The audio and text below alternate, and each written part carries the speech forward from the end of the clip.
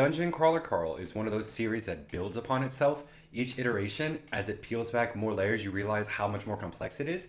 And that is exactly what the fourth iteration of this series does. The Gate of the Feral Gods, in my opinion, is arguably as good as the very first book in the series. That's how much I loved this book. What was great about it is it balanced everything I loved about this series perfectly. It gave us an amazing level design. It gave us great NPCs. We had great time both with the main characters and with the side characters.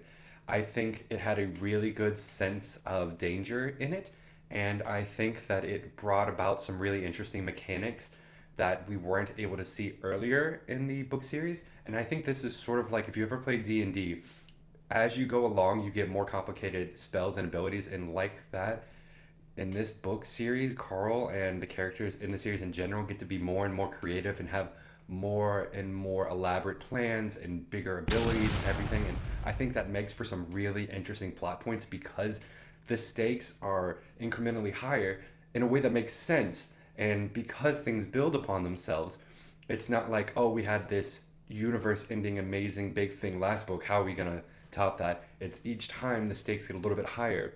Another thing that this book does well, in my opinion, is it brings the outside of the level storylines in perfectly seamlessly in a way that it's not breaking up the flow of what's going on in the level itself. But it is just, it's the perfect yin and yang of a storyline. I might almost like this more than the first book. That is how much I loved The Gate of the Feral Gods. It was a 5-star read for sure. I am already reading the next one.